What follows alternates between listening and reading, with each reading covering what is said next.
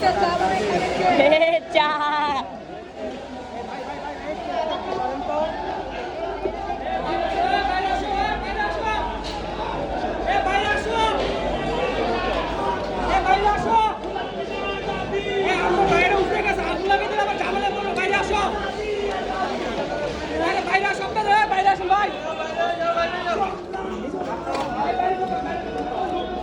ভাই এই জায়গাতে কেউ কিছু ধরবেন না ভাই। এই ভাই খোলো, সবাই শোনেন ভাই।